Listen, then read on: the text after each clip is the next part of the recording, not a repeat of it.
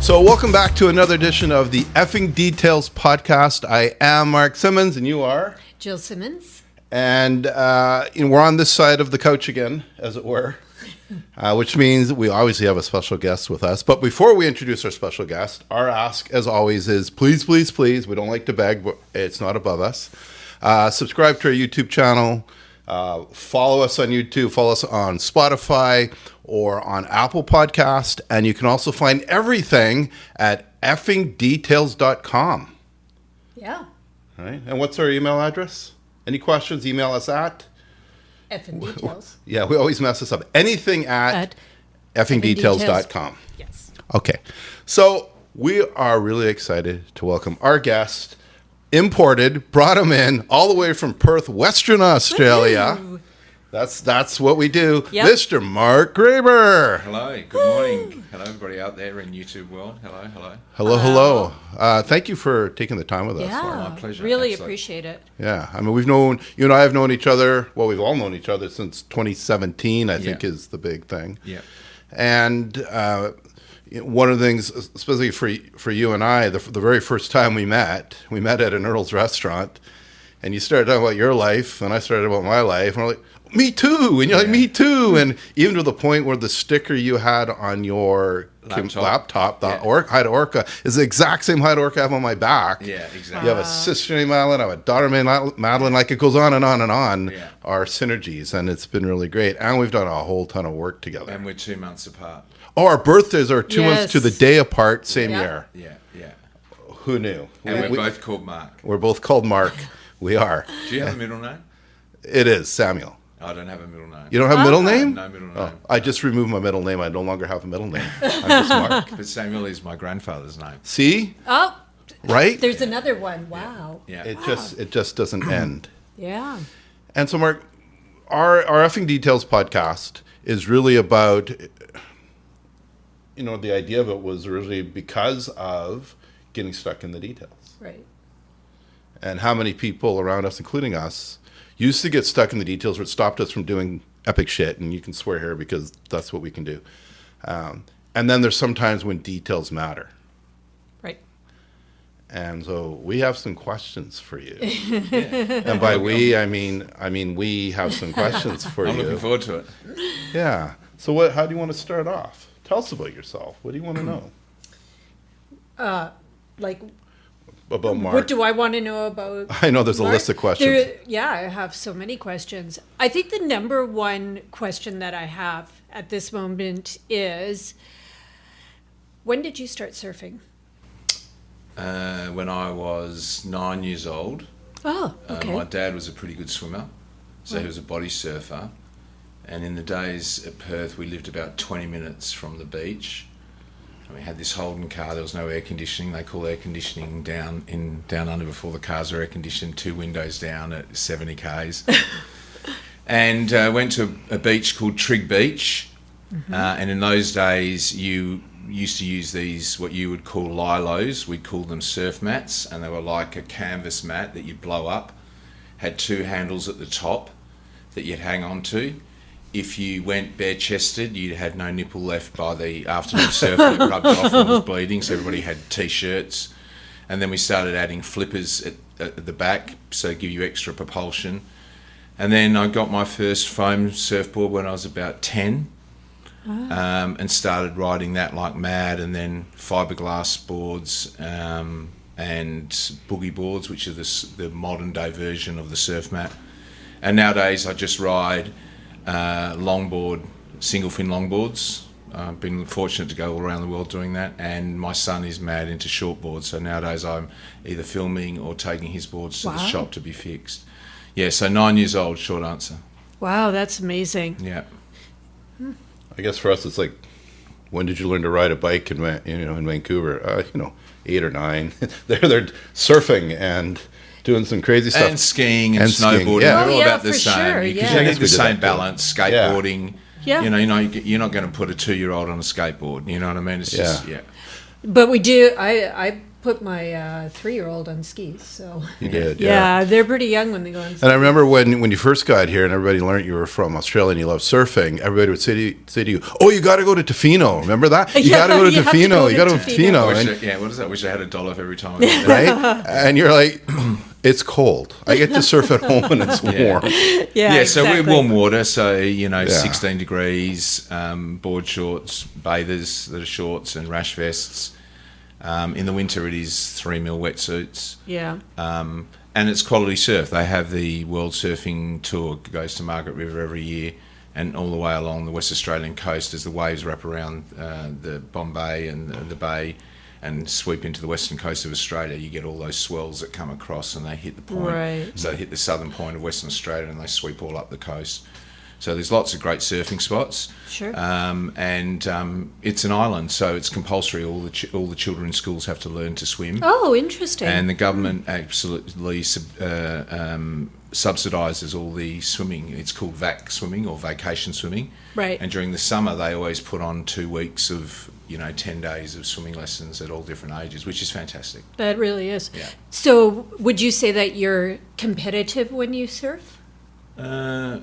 I'd say, yeah, probably. Yeah. I'm less so now in my 50s than I was in Yeah. my 40s and I was in my 30s. Right. I'm more just about the quality of the occasion. I suppose with age and wisdom, you're just enjoying the moment. So I'm Right. kind of lucky, some days if I get what we call a bag full. So in Australia, we have fishing limits. So the colloquialism is a bag limit or a bag full. If I got 12 waves in a session, I'd be stoked. Oh, okay. I'd be really happy. I'm not Wow. out there to get 35 waves and get everything. It's enjoying the moment and stuff like that, pretty much. You're an adventurous guy, though. Yeah. Yeah, Yeah. you like adventure, you like adrenaline. Yeah. I love adventure sports. I love water sports. So I probably feel sometimes more confident in the water than I do on land. Right. Just height and size, and I just love being in water. I love mountaineering and climbing. I really love bike riding, all versions of it. I just love that median of being able to stop wherever you want and that time to distance ratio, Yeah. which is a big highlight of my life, is time in Yeah. many factors. I enjoy the challenge of the outdoors and conditions. And so from one gadget man to another gadget man, I Yeah. love the gadgets that come with it and the clothing and Right. the style changes and how mountaineering has now morphed into modern day, much as exercise gear is now modern day wear, and the suit now can contain sand shoes or runners, that kind of change. I've been fascinated by Everest all my life and mountaineers and people that have challenged themselves and what were the gadgets, and I love shows like Alone and the tooling up of what they use and things like that. So so it's always been a passion. My reading as well, I love those kind of movies and films, etc. as well. So it's very interesting because you have a degree and you teach in what realm? So I have got a bachelor's and master's, and I'm a mathematician. Wow. So I teach mathematics currently. I'm on contract with the Education Department in WA, teaching students in WA Government High School mathematics, and I range from year 7 to year 12 specialist maths. Why math? I love mathematics. I love the beauty of it. I love the fact of it. I love the handwriting nature. It was my strongest subject at school. My parents had to take the maths books away and put English in front of me because that was what I would generate to doing the maths questions because I was good at it. I loved its gadgetry. I love the compass. I love Statler lead. I love the degrees of HB and B pencils. I love sharpening and rubbers and graph paper and unit circles and sine curves and cos curves and the accuracy of it all. And there's real beauty to it, Fibonacci and all of that stuff for me. I was drawn to it. Oh, interesting. And I love the beauty of numbers, the actual writing of numbers, the configuration of writing the letter 7, how we write a letter 5, which is different to an S. An X is different to a multiplication times symbol. And you know, if there's a hierarchy, if you talk about the animal kingdom, there's a hierarchy in school subjects. And the mesh subjects are the hierarchy: maths, English, science, and humanities, right? So yeah, I knew I wanted to teach in one of those areas. Also, when I was a younger teacher, pathways for career, you know, a lot of maths teachers went on to be deputy principals, timetablers, coordinators, those kind of stuff, because of your affinity in dealing with that kind of work. Right. Yeah, so, and I love teaching it. I still love the amazement I get in my 7s and my 12s, and Oh, that's nice. Yeah. Oh, that's great. And when I was talking to Mark earlier, you know, our podcast, Effing Details, about letting go of details. Yes. Yet in his profession, it relies on details. No, I know. Well, that's Right? why I find Like- it very interesting. Yeah. You know, Yeah. that- One of the coolest things you can do. You can do many things. Yeah. One of the amazing things I've seen you do, and we've heard many people comment about it. So Mark and I are in a networking group called B&I Together. Mark owns the franchise here in British Columbia, and I'm do. sure we're going to talk more a little Yep. bit about that in a bit. But he has this crazy unique skill. I know what you're going to say. You do. To remember everybody's name, details about everybody you meet. Even if it was like 7 years ago, you're like, hey, so-and-so, hey, how's your mom doing? And they're always so shocked that you remember all these things. And you told me how you remember all that. Love to hear that. How do you remember? So it's a learned skill. It's not the science of rockets. It's a learned skill, and it becomes in learning primarily the second name. Because if you think about passwords and 4-digit passwords, let's just even say a 2-digit password, right? We've got 99 opportunities. And obviously the combinations increase with 3 and 4. And a person becomes more unique the more characters you add. Mark Samuel Simmons, right, if we count the characters. Right. Jill, I don't know your middle name. Catherine. Jill Catherine Simmons. So that gets locked away now. And that's a unique combination, like a DNA for each person. It's hard when you meet 15 John Smiths. Right. Right, but then I need to know and put a picture beside it. And so I think, being a mathematician as well, I have compartmentalised like a personal headspace CRM, right, which is constantly reminded by phone, Facebook, LinkedIn, picture recognition, long-term memory, short-term memory, and a reminder of writing notes about people. And so in a class, so this year when I started teaching, I had 194 names to remember of students. Wow. Right? Yeah. And the hard part is A, pronunciation, and B, the different ways of spelling names. Amelia can be spelt 70 different ways, right? Right. And so practice and recognition, and also repetitive nature, wash, rinse, repeat. And also it comes back to another theory, which is the Malcolm Gladwell 10,000 hour theory, that I've been doing networking and have mastery of networking because I've done more than 10,000 hours of it, that this is part of my profession. So it's a learnt skill. So meeting the person for the first time is the most important to get the name right, because Mark hasn't told you the other side. The other side is, if I meet you and the name is wrong, Yes. it's gone in wrong. Right. And Yes. it's much harder to eradicate the wrong name Yes. out than bring the new name in. Yeah. Right. And so there's that as well. You know, there's other little techniques, you know, writing people's names, having pictures when you're in a meeting. Every time someone speaks, you're writing their name down, etc., where they're seated in the room, just like a classroom seating plan, you know, where all the children are when you're marking absent, present, etc. You're doing the same sort of thing in your head. And then my connection to remembering certain parts is the uniqueness of the story. The dad rides an Indian motorcycle. The mother Right. was the CEO of a famous art museum. There was some particular incident that reminded me, and I can put that association to the name. Interesting. And so it's just practicing it. The gratifying effects that it has are undoubtedly clear, because when someone recognises you and says their name, you know, it's a nice intrinsic feeling that people like. And so I've practiced it a fair bit. Do I get it wrong? Of course. But I'm also have got my backup secondary line 2, line 3, line 4. that gets me to the point to where I'm remembering again, or where did I know them from, or where have I met them before. The hardest part is in remembering names of students you've taught, because I haven't changed, but they have changed. It's easier with adults. Right, You see of things with adults, like, course. when did your shoe size change? It hasn't for the last 25, 35 years, right? So adult remembering is easy because the change is less, but imagine you're teaching a year 7 and you meet them at 17 and 27, they've completely changed, but you may not. So they recognise you first, and you've got to go, did I teach you?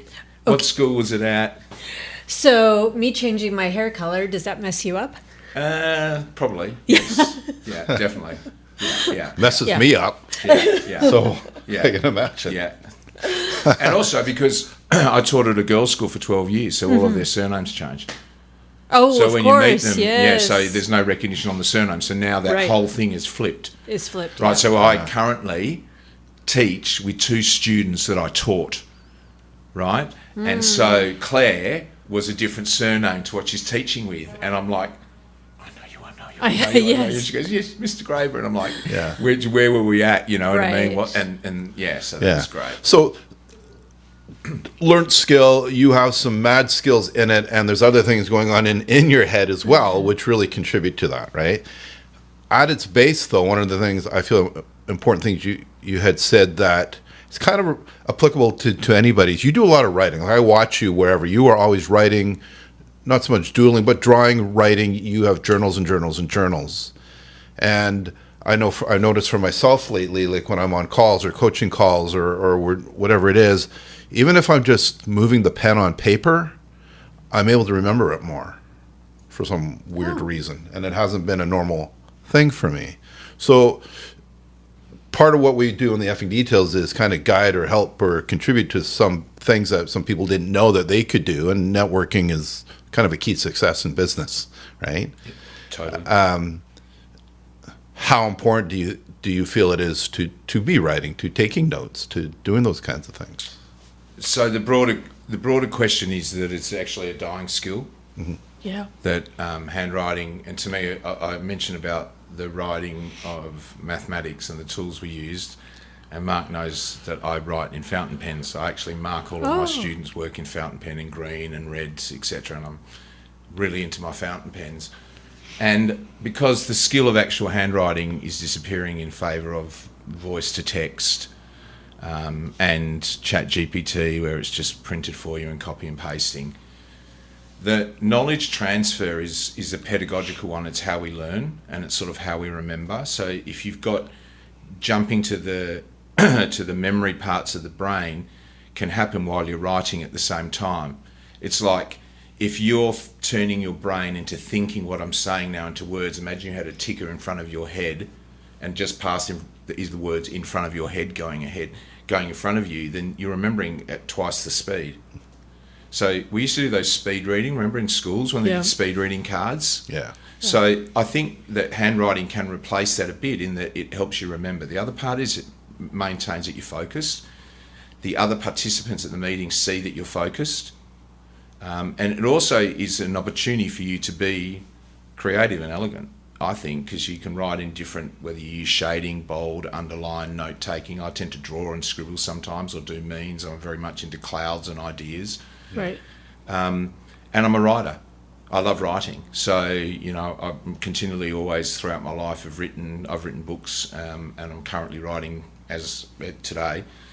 And I really enjoy that process. But again, it's the gadgetry. I love filling it with ink. I love undoing it, washing the fountain pen, etc. And also, I think there is a certain subjective approach that you look at when someone holds a pen. Right. It's like if you go to dinner with someone and they pick up the knife and they're like this and start digging into the food and putting it into their mouth, you're going to make a judgment on how they eat. Sure. Or they're going like this and they've got no idea what, that general decorum of what the tool is used for. When you see a kid who's not gripping a pen or pencil in the right way, or it's elongated or curvature or whatever it may be, it's like, well, where did you learn to write? What drawing have you done? And you can see kids who've got artistic talent, they also hold a pen and pencil differently. They'll grip and it'll be mastered by the index finger. Yeah. But I don't know whether, and probably there's studies already telling you that students have lost that dexterity because everything now is driven by the opposing thumb, Right. because of texting and flicking, whereas when we grew up, we were writing everything. You guys remember the beautiful thing of passing notes in class? Oh yeah, for sure. Students I will never remember. do that. They won't get that passing notes, pass it along the line. You know what I mean? Like, so for writing for me is something that I'm passionate about. Yeah. And especially dealing with the large number of people that come into our network, writing down their names as we go and ticking it off. And even if I'm remembering 3 of them in particular, it helps me by writing it. Also, so does the colour. Yeah. And I like to write a lot in pencil, and then I write in fountain pen. Yeah. So I had no idea that. I think I did know that you had written a book, but I didn't know you were writing a current book. So do you ever get writer's block? And if so, how do you move forward with writer's block? So when I was in the university sector for 12 years, so I had to write academic articles for journals, and my area was mathematics education and isolated and distance learning at the university sector, predominantly in the Bachelor of Business degree and in the MBA program. I mean, it's students all over the world and essentially remote and how did it work and using technology, etc. So I wrote a lot about that, which you're just doing survey studies, hypothesis testing. I started writing more for purpose, predominantly in maths education, when the implementation of graphic calculators. So then it became textbook, workbook, do this question exercise, how do you break that into a calculator, here fill in the gaps, and it was textbook, workbook type scenarios. And then I started writing formally with 9 other authors, as Mark knows, within BNI, each with a different country. And we wrote about entrepreneurship in what we call a trifecta or a triple: entree, the beginning, preneur, how you look after the business or the entity that you're talking about, and ship is our final edition. And then I've been writing non-fiction, historical non-fiction, a book for about a decade. So I was researching it and building it together and finally coming to completion. But it's been a cathartic experience in writing it, and sometimes it's a go-to, when I feel I really want to sort of express myself or just write as a brain dump. And then I write other ideas that I've got, etc. I think, probably there's other books in here. Yeah. But I just, time and dedication to a project, because I like to complete what I start. Yeah. Right. Switching gears a bit. Yeah. On one of our last podcasts, we talked about a little bit about introvert, extrovert people, right? Would you say I see you as a very extroverted person. Yes. Would you say that yourself you're an extroverted person? Yeah, I am. Yeah. But I think there's adaptability, right? So if I'm being particularly quiet, people will go, what's wrong with you? You Right. know what I Yeah, mean? for Or sure. If I'm not particularly loud, some people have a presence that size and height plays a big part. Yeah. Because just volume and mass, you can't stop that. Yeah. I've spoken to, when I was in the university sector, I'd have audiences, of 800 students in the Elizabeth Joly Lecture Theatre twice a week. Mm-hmm. So you're speaking in front of large people. I've done that at conferences and BNI. But there's definitely parts that you can gear up. I noted from your last podcast, for me, going into a room of 5,000 people is not a problem if we're prepared, and Mark and I presented together, so we know what we need to be prepared, because it would frighten the bejesus out of both of us if that was cold called.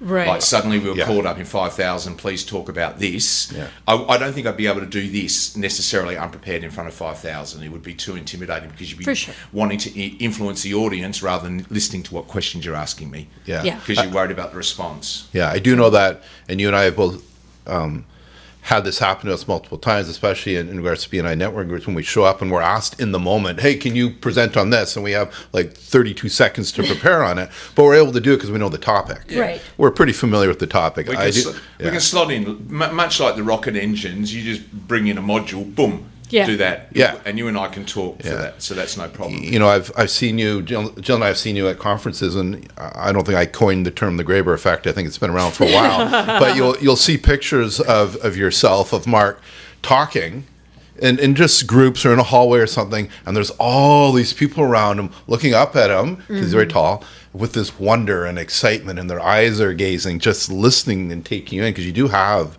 that presence. The charisma, yeah. And the charisma. And I always say, well, you know, he's also got a cool accent. So, Right. It's you know, if I had that, maybe things would be different. I don't know. It's about effing being embarrassed, is it? You know, like, Yes. you're embarrassing me now. Yeah, it's okay. But it's true, and it works. And you got to use your qualities for you too. Whatever we all possess. Yeah, for sure, right? You play to your strong point. There's no doubt about it. And there are times where I enjoy the solitude of doing things on my own. I'm a human person. I enjoy the company of others. There is no absolute pure fact that young children elongate elderly people and bring engagement into their lives. I like working with students as well, as much as I love working with adults, where I can feel the energy in the room. And I know both of us feed off that. However, there is a caveat. And the caveat for Mark and I has always been is we love to be prepared. When we're prepared, and we generally, both of us, are over-prepared people. We're making sure that we're covering a plan A or a plan B. What happens if this doesn't work? And I'm thinking back to when we did the CEO conference in Warsaw in Poland. Yes. Both and I, and Mark and I, he probably hasn't divulged, but we're Lego certified in serious play. And we ran a conference workshop, and we had different options as to timing, how it was work, remember? Yeah. You know, so those kind of things. And I think when you are, it's like I never get to the airport late. It's just something I never do. Right. I don't like that feeling. So as you get older, I've how many times in the last 40 years have you run out of petrol? Yet when you were younger, in those days happened. It wasn't part of that mechanism of reminder. So so being prepared helps to be more gregarious, and also having confidence in the content and the nature. I'm confident that I could stand and deliver 2 hours worth of quadratic equations without a single combat of people wanting to argue. The fact is the fact. Right. And delivering that content, because I've done it so many times, I understand what are the learning points, what are the pain points, where do people have difficulty in understanding, where do you break it down? And we know that with networking. We understand what groups work, why they don't work, what are the recipes, what can we do to improve it, how do we make the cake better, what's the dressing looking like, is it too flat, too hot? We know and can diagnose and look at that. And it doesn't always balance, but there are parts of it where being an outwardly forward person can help, rather than sitting back and waiting for the problem to happen. And I'm like the kind of person that, you know, sometimes people have to make mistakes to learn, because you learn more when you get things wrong than when you get things right. Yeah. And sometimes you need to step in and go, look, I've seen this numerous times before, please, this would not be the right path that I would suggest. Yeah, I know that there's been many puberty. I know there's been many times that Mark and I have gone together or separately. We've talked about it after we'll walk into a group. And one problem, not a problem, a challenge for both Mark and I think I can safely say, is editing our inside voice and making it not come out, because we'll see things, and then at some point you're like, are you kidding me? And then you're like, what's going on here? And we step in, which sometimes can have a positive impact, and sometimes we've both been run out of town, literally run out of town, and we got in trouble from our mom at one point as well. But it always is that weird kind of balance. Like, you want to help people, and you can see this is what to do, and they're not always open to receiving the information, obviously. I think in life, if no matter what you go, if you go with your heart that you want to help someone, and that you truly believe that you're wanting to help, then I think then that all will be forgiven or forgotten if you offend someone, because you've only tried to lead with your heart. Right. You've only believed what is to be correct. You haven't got any malicious out there. There's no agenda. You just think, and that's the beautiful part that I love that I play in B&I. That I'm able to say, from my experience, this is what I think works, and this is what I would do. Right. You know, this is where I would send my children for swimming lessons or to go and play softball or football or whatever. And if I'm prepared to step in those shoes and do it myself because I've walked that path, then it should be good enough for you to do that. Yeah. You know, and my brother-in-law is an emergency physician, and they use laser technology to close up wounds and stabbing and stuff. So if that's the pathway forward, why are you now wanting to go back to stitches with cotton, which cause infection and more damage? Yeah. Why are you reverting back to something that we know doesn't work, yet this is the pathway forward? So for me, that's it's kind of like a common sense logical. That's arguing for the sake of arguing or wanting to call black white when it's not. And again, why do I love maths? Because 2 + 3 is 5, always. You want to argue? Gotcha. Yeah. All right, so let's talk about B&I a little bit. The burning question that I have for you is surfing, right? You also, adventure guy, you also climbed where? What mountain? Base camp? Base camp, yep. To? Everest. Okay. Yeah. And so those are big adventure things. Before we get into the B&I journey for you, how or do you use any of those skills, anything you learned that led you to B&I? You know, what do you still use? It's a really great question. I would say in there is a minimalist approach. The Swiss Army knife comes from a minimalist approach. So you don't have to carry 15 different devices, all, you know, it's separate parts, it's all compartmentalised. And I love that approach. I love smart design. I really love utility of tools. So I'd say that I am a fantastic packer in terms of suitcases and moving.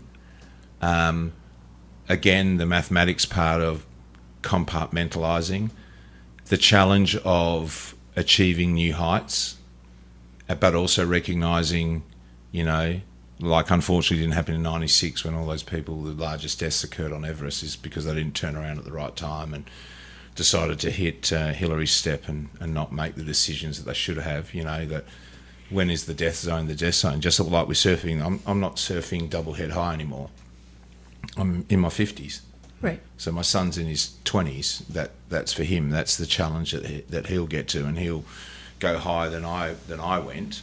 But I think having that challenge on the landscape, that adventure, whatever that adventure is for you, and that adventure may be crocheting, or that adventure may be lawn bowling, or that adventure may be challenging fashion icon trends, whatever it may be, that challenge is what keeps us going. Right, so you want that kind of challenge, because then ultimately life becomes Sudoku, Wordle, getting the milk and the papers every day, and, you know, doing your circuit of walk. And not that is a negative thing, but for me, I just want a challenge. Right. You know, so it was very challenging in the last 3 years returning to the classroom after not being in it for 25 years. Wow.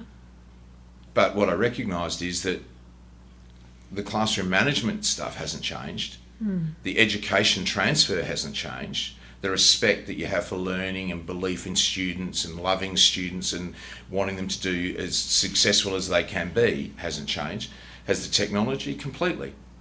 Like in medicine, completely changed. Right. The technology now, the robotics that we have, the graphic calculators, every single classroom has a linked up smart television. Where I was the only person in the room with a laptop before projecting, now every kid's got full access, and that access is amazing and at warp speed. And we can now use a whole range of different platforms that do auto marking, selecting, error classification, so you can personally diagnose that a kid can't do algebraic factorization of division.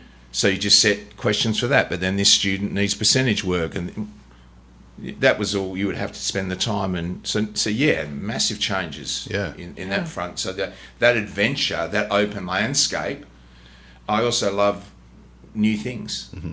And I also love people who have spent 10,000 areas in their thing, because everybody has a thing. No matter who you meet, everybody in the world today, and if you continually chase that there's that person out there, what is their thing? And it might be that they collect antique chess pieces and just queens. But why? What are the most expensive ones? What were the chronological order? Again, time for me, because if I can find a time contact, that's a really good networking skill for me. So you know, the adventure is the exciting part. Yeah. Was it laborious in times? It is now when we update our phones, but it wasn't when I first got Microsoft Windows and I was changing the background every time and rearranging the photo. Remember that? None of us do that. When was the last time we sorted our photos? Right. I mean, going through sorting photos now oh my God, it's mind-numbing. Yeah. Yes. Right? And is mind-numbing on an Apple that I want to move them from the recent into their folder and I want them off the recent. Yeah. I don't want them anymore, you know what I mean? Because I still got to scroll So finding that new adventure is, come on Apple, reinvent the photo area. Let's make it a lot better and user-friendly because we're all holding 5,000 or more photos. Yeah. We need voice activation that goes, photo I took at Lionsgate Bridge. And it lists it for you, you know? Yeah. It really does. Yeah. I like that adventure. But then, I love the adventure that a year 7 student showed me the other day. Mr. Grover, yep. I said to Aman, he goes, have you seen a new feature on the calculator on Google? I said, no. I said, Jill, pull up your phone, go to your calculator, and in the bottom right-hand corner is a symbol that shows a calculator. And if you click on it, there is a button that says currency. Oh, the currency button, Convert. And you can list the convert. Yeah. What does that mean? That means that all of the websites, all of the apps that were developed to do currency conversion have just been eradicated in one foul swoop button swipe. Mm-hmm. Because now the Apple platform will do automatic conversion for you to and from currencies that sits on your calculator, where it should have sat. Yeah. So what an adventure that is. Right. Kids That's for sure. teaching me different things. I love that. Yeah.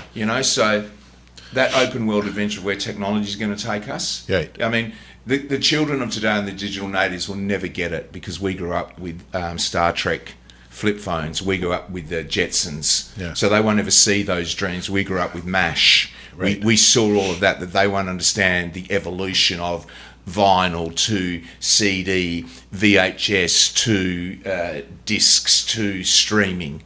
Yeah. 8-track. Yeah, 8-track. 8-track, exactly. Yeah. And that's an adventure. Yeah. Yeah. So 2 points I have. Number one, speaking of Google and adventure and technology, I do, as you know, with Jill's fashion blogging and everything, I do all the pictures. And every single day, Google gives you see Google Reminder. Google reminds me every day of who my wife is. You're so lucky. It sends pictures every day of her. I never forget who she is. Yeah. Second point is this. So you talk about technology, and there's a lot of technology, especially in your education world, there's a lot of technology.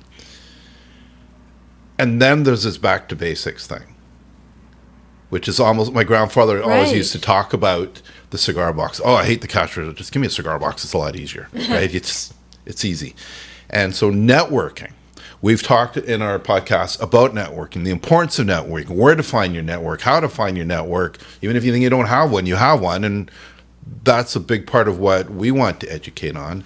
And networking is really grassroots. Yeah. And you're a master at it. Yeah, so the question is the basics of networking. Yeah. And what are the basics of networking? Don't be shy. Or fake.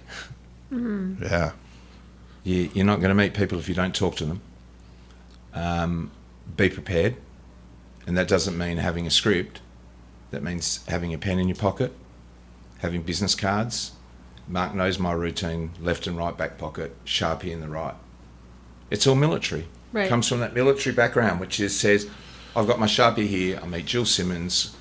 Jill, thanks for your card. Jill on the name again, you talk about remembering. Right. I write Jill down, I'll turn over and go fashion consultant. Oh. Put it left pocket. Left pocket will be keep store, right front pocket will be goes into the lackey band and then into the rubbish bin. Because it's not something that I'm going to connect with, or it's just we've just done the transfer. Right. You know, as Ivan Meisner, Dr. Ivan Meisner says, the spray and stay stuff, they just spray cards at you and you just collect because it's an easy way to just... Yeah.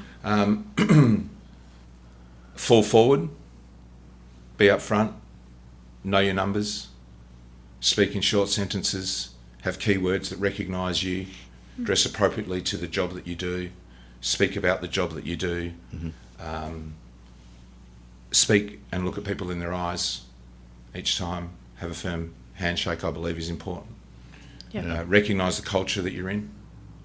So how you might do, people say Australia and Canada are very aligned, but maybe networking styles and cultures are different. Right. It's certainly different, we know, from other places in the world, Right. and being accepting of that.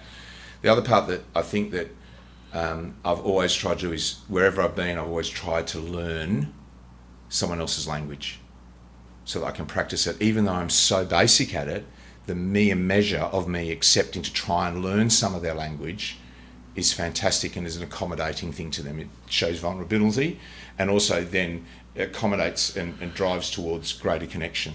Right. Absolutely. So when I introduced myself in Mexico, buenos dias, mi nombre Mark, Executivo Director, BNA, British Columbia, and welcome to people, even though I might scramble all over that, the connections that people have made because I've made an effort and an attempt to do that. Definitely. And it probably sounds so terrible. Apologies to all of my Spanish-speaking people that I know. Finding people is interesting because we're not mind readers, and humans can camouflage themselves extremely well. And so, and finding that, people will say, go for dinner with someone, see how they treat a waiter, or, how does somebody open a door? Is there chivalry, non-chivalry? How do they greet people?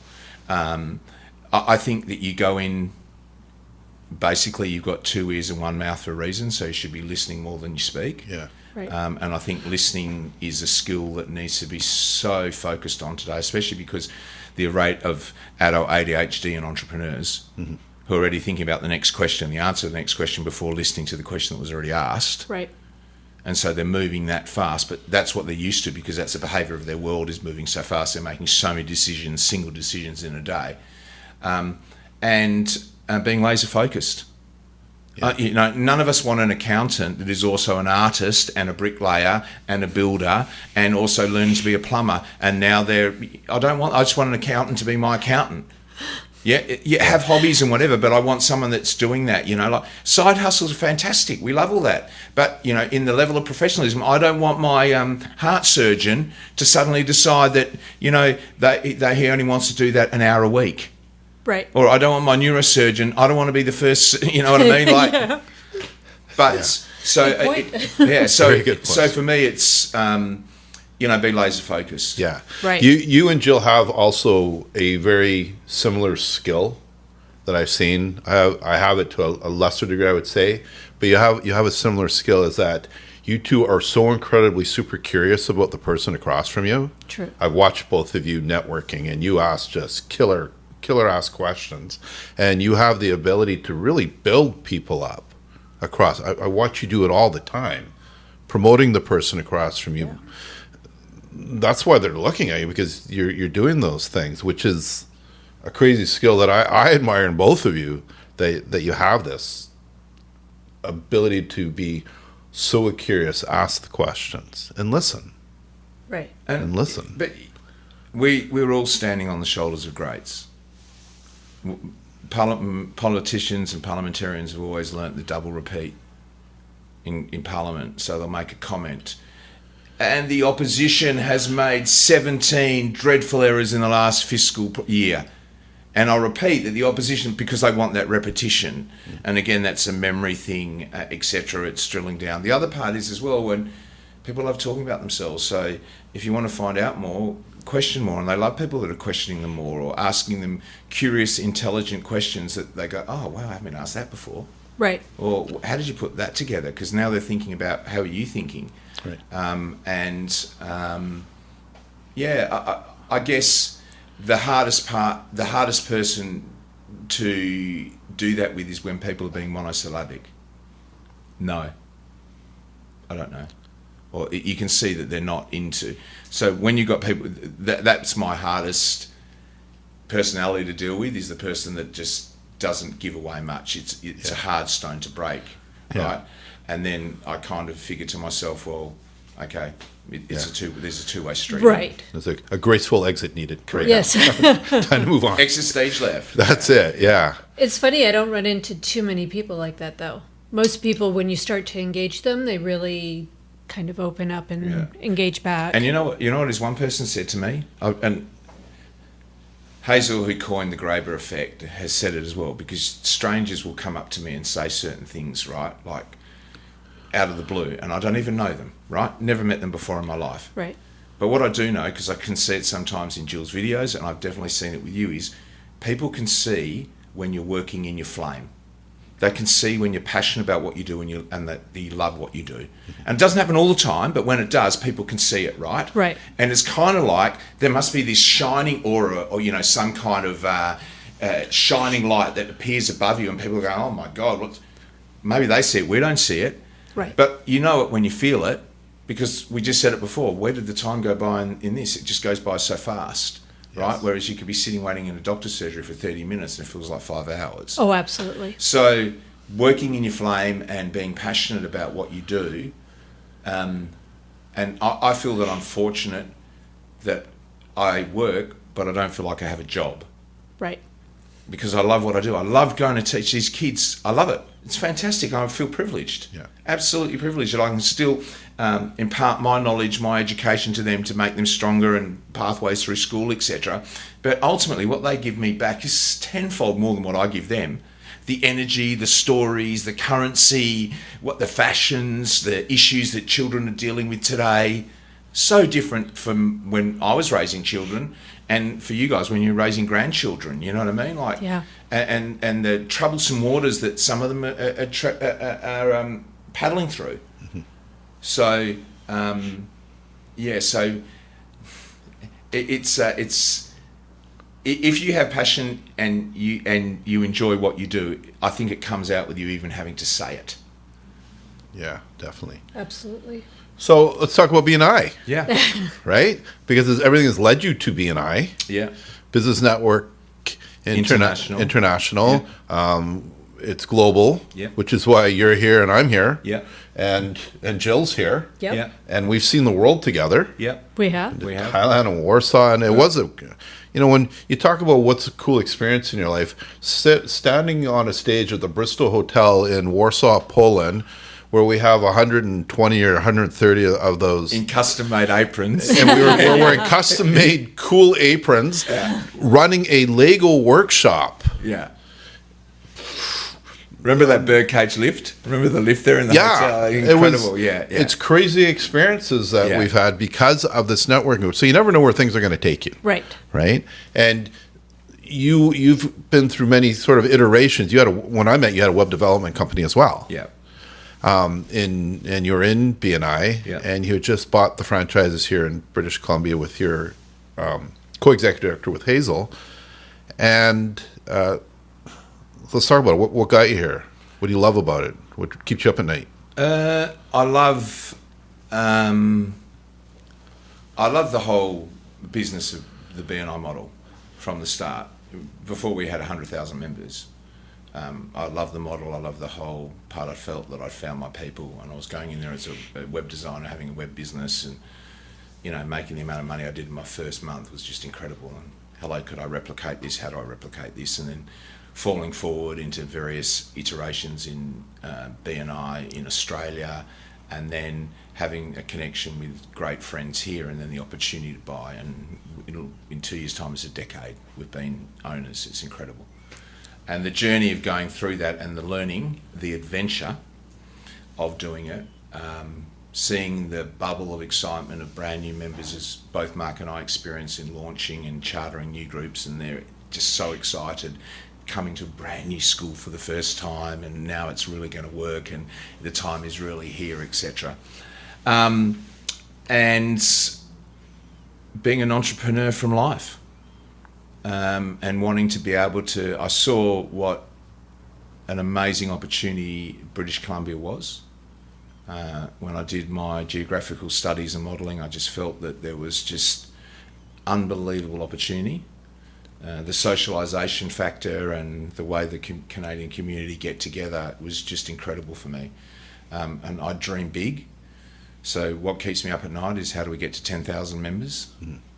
What keeps me up at night is how do we keep the members that we've got now, retaining those, to looking after our newest members better than we can ever do before, the continuous, endless progression cycle of improvement. What do we do better? Can we continually analyse? How do we make the member experience better? All of that. I love all of the new technologies, and you're a huge part of that. You know, the AI implementation that we've been using, the video, the amazing job that, you know, you do with Walker This Way and educating and those kind of things. And I love our team effect. And basically, we call it the equilateral triangle effect. And both Mark and I have a point and Hazel has a point, and that equilateral triangle spins depending where the direction needs to be. And the other two are the wingman supporting. And I love that. Yeah. And I'm a team guy, I'm a team player, so I enjoy the BNI aspect of it. We'll probably get to 500,000 members in our time, and probably closer to 1 million with our new CEO, Mary Kennedy Thompson, and I'm looking forward to that evolution as we grow forward. And so that's an adventure. What keeps me up at night when I'm in Perth is Zoom calls into British Columbia, because they start at 11 and finish at 3 or whatever. And I'm also like a bit of an Einstein theory, you know, like 6 hours is 6 hours. I can get 6 hours. I can survive on 4s and 5s. Apart from having great name recollection and memory, I'm also, I think myself personally, purely subjective, ego-driven. I think I am a fantastic traveller. I can fall asleep in an airplane seat before the plane takes off. I hate you for that. I know. This last trip, I didn't even turn the monitor on. I was asleep, you know. So the ability, so I think what that is because my brain's moving all the time, that when I'm in those long periods, I know that I'm sitting there, I'll go into a deep sleep. Yeah. And so knowing how to utilise my time, I hate waste.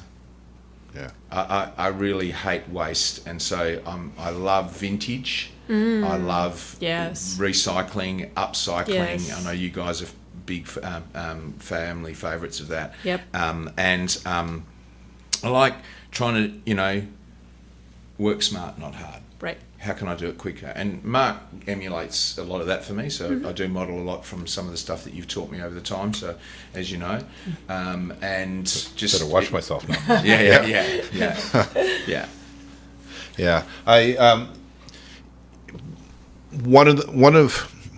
So companies have goals, business have goals. And for me, how do you know when your business has goals? And we talk about this in networking too, is we have different tiers of referrals. And the best referral is when someone refers business to you, and that person's now starts referring business to you. That's like the gold. And so it's really about advocacy. You're creating advocates for your business. And one of the advocates that I know that we have for BNI, weirdly enough, is Jill. Like, I've been to so many places, networking or not, and somebody will be talking about business, and I'll be quiet. And Jill will say, have you tried BNI? And then she markets, she knows everything about it. She really does. Yeah, I do. Like a real advocate for it. And it's pretty cool to see. And now I just like, ask Jill. Yeah, So he she'll tell does. To Jill. He says, ask Jill. about to Jill, because She'll she's tell you all really about it. a big proponent about the benefit of it and building your business. And it takes people like you to own the business, so we have the opportunity to build our businesses within it as well. Because the premise of BNI is Giver's gain? correct. gain. Giver's Yeah. gain, and that really resonates with me, and I think it resonates with you as well. My mum, that was always never give to receive. Yeah. And it's actually never proven wrong. And we'll watch sometimes in the member world, you know the givers and you know the takers. Yeah. And the takers may win for a while, but it's not sustainable. And at some point, Right. they bow out. Right. And, our daily work in the BNI world is keeping members driven to make money, grow a business, make money. Right. Yeah. Cool. Okay. And so, key to success. Mark Graber, what is your key to success? Consistency. That's a great word. 18 minutes a day is 100 hours a year. You're going to spend 18 minutes on something, you want to do 18 minutes on push-ups, it's 100 hours a year. I also think continually learning. Okay, so for me, that's just I'm just always doing it. I'm not a television watcher. I'm a YouTuber by far. I love learning new things, intricacies. I love watching masters at work. I could sit and watch Itzhak Perlman play the violin as a master of the violin for hours. Do I want to go every single week? No, but I love watching people when they're at the peak of their understanding and mastery. I would say secrets to success. If you're going to do a job, do it well. Grandfather. Seat the restaurant from the front. Have queues outside. There's a sense of anticipation. Don't divulge too much to too many. That's a good one too. Yeah. Nobody needs to know everything. Right. Yeah. They don't. Hazel taught me, that's a great question. Why do you ask? Again, the ultimate flip. And I learned, when you think about Samuel J. Popple, the guy that invented the Discomatic, right, one of the greatest pitchmen ever in American history, right, talks about the pitch and the turn when you're talking to people. And, you can put a salesman into an actor, but an actor can never be a salesman because the actor doesn't know how to ask for the money. And so in B&I, we know that we're driven by member success, which ultimately, if you look at the end product of the algorithm machine that turns out, is money, right? Because all of these actions have to result in the success, and our measurement of success is money. Right? So as an entrepreneur, no one comes and pins something on your chest. So if you're looking for that, don't go and do that. Go and work for the government so you can get a 10-year plate and a 20-year watch. Right? If that's what you need, if you need to hang something off to show that you've got a job, then entrepreneurship is not for you. Because if you're not prepared to sacrifice and prepared to go through times where it's going to be difficult, and if it's not, then you're not being an entrepreneur. Right. You're IDB or IMB, in daddy's business or in mummy's business, and the mistakes are covered by somebody else. So keys to success are prepare. Just keep learning, doing as much as you can. I look at your journey in the YouTube world, and look at where I'm sitting now. From where the learning is incredible. I'm in awe. Yeah. I'm totally in awe. I am. And and I think also there's humility. And at times we stumble. Everybody stumbles. There's no perfect human. For sure. Right? There's the human that hasn't experienced trauma. Hello, it's coming. That train's coming sometime. Yeah. So being a realist, being accepting. I think my faith helps me because I know where we've come from and what we've had to deal with. So it's accepting of other people in that nature, and accommodating where I can, feeling for people who are less fortunate. And understanding that, and ruminating isn't good. Ruminating doesn't help. I'm a huge ruminator, and it's not good. So I have this little voice. It's kind of like Scottish. Hazel can talk about her angels or whatever. I call it this little, and it says in Scottish, "Stop that." Don't need that thought. So when the ruminating, there are times when it's important. The Bible's full of ruminating, etc. But for me, it's like, okay, fail forward. We all make mistakes. Where do we fix it? How can we fix it? And if, like I said previously, if you're leading from the heart, this was not meant to be malicious. If the mistake was made, then I apologise and we move on. Right. And I don't want to carry it with, Yeah. Really great advice. Do you have any final questions for? I'm just taking it all in. You seem to be, Usually you're the question person, but I know, but I've just actually learned a whole lot. Yeah. Myself. Which makes sense as an educator and a professor is always teaching too, right? I'd say one thing. I used to get told off as a kid. Mark talks too much in class. Mark's asked too many questions, right? And yet today I find that I'm loving the fact of how we question. I'm just reading What the Dog Saw by Malcolm Gladwell, you said, on the couch over there. And it's the study of how come we got so many, there's a story about what they call the tomato sauce king. How come we got so many versions of mustard, but Heinz tomato sauce never changed? Right. Who thought of that question? Yeah. Who thought of the question that what's the perfect toaster that does the toast correctly on both sides? Who thought of the question, why can't I test a kettle boiling when I buy it from a shop? all those questions, right? Yeah. You know, like you buy a brand new kettle, you come home and it's like volume 8 and it like wakes the whole building, you know, Right. like what? Why didn't somebody put a volume rating on a kettle? So and that's where, to a certain degree, that's where AI will catch up, but it's not there yet because it hasn't got the inquisitive nature that humans have got. That Right. going down the rabbit hole type Yeah. scenario. So, yeah, questioning is good. I was going to say I'm a victim of the Graeber effect. Yes, yes, yes, you are. It's real. Yeah, it's real. no, guilty. So, Mark, you know, I'm going to propose we do part 2. We're going to call this part 1. Sure. Yeah. You're coming back here in months from now. We will do a part 2 because Okay. you're probably the world's most interesting person. Absolutely. That's what we'll coin you. Yeah. And you have a lot of knowledge and expertise to clearly Thank you. impose on other Oh, people. I'd love absolutely. to. Yeah. Yeah. So how do people if somebody wants to get a hold of you, how do we get a hold of you? It's, again, fortunate not having a middle name. So there's only one other Mark Graeber. He's a PhD doctor. Okay. But if they were to search Mark Graeber, BNI BC, you'll find me. Okay. Or via my email address, mark.graeber@bnibc.ca. Perfect. We'll have that in the bottom of the screen and all that. Through BNI is probably the easiest. Find me on Facebook as well if you want to create a friend link and do that on Facebook, it'd be great. Beautiful. Or come through the other Mark in my life.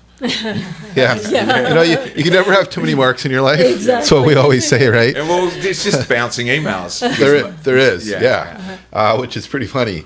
And so we have for you our Fuck the Details hat and our Fuck the Details mug. Well, and this is the old school one. We have new logos, which we'll send you when they arrive too. Fantastic. But wear them proudly. And for you, you know, Fuck the Details is a thing, and more so for you is like, please don't fuck the details. Like they really do matter. They really you do would never matter. tell your maths kids. You know what I was going to say? Don't. We bought a stamp that a lot when you're marking tests. So you've got a question, and if a student doesn't show the working out and the question's worth 4 marks and they get the answer correct, they get the full mark. So if the answer is 16.7 and there's no working, they get 16.7, they get 4 marks.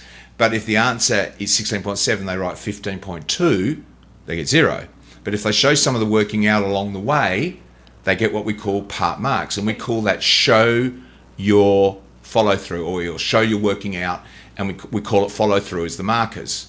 And we have a stamp that says show your follow through. When you think about that as a message for life, show your follow through. You may not get the right answer, but on the steps getting to it, you've got 75% of it right.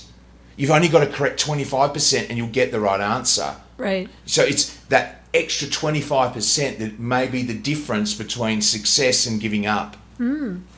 Because people point. want to get to the answer straight away. The generation they want to be the Instagram influencer after 5 minutes. Right. There's steps to getting to the 75%. And I'm sure many give up going, is this really worth it? Am I going to turn it into a money generating opportunity? But no, those that keep going, because when you hit 76% and 78% and 80%, suddenly you're in the 80-20 rule. And we know what the 80-20 rule's like. Pareto law. So, you know, like, okay, what does 81 look like? And then you're now into Simon Sinek. Simon Sinek says, find 7 things in your business that you can improve 1% in. Try that for 12 months. Just 1%. Can you get 1% better at following up an email? 1% better in content messaging? 1% better in the time that you spend on the phone? 1% better at reading books? Then you're at 82%.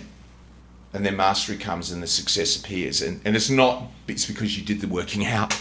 Yeah. You showed the follow through. You know, we can award you that way. Yeah. Yeah. It's too bad you don't get passionate about things, Mark. I know you should learn to just engage more, man.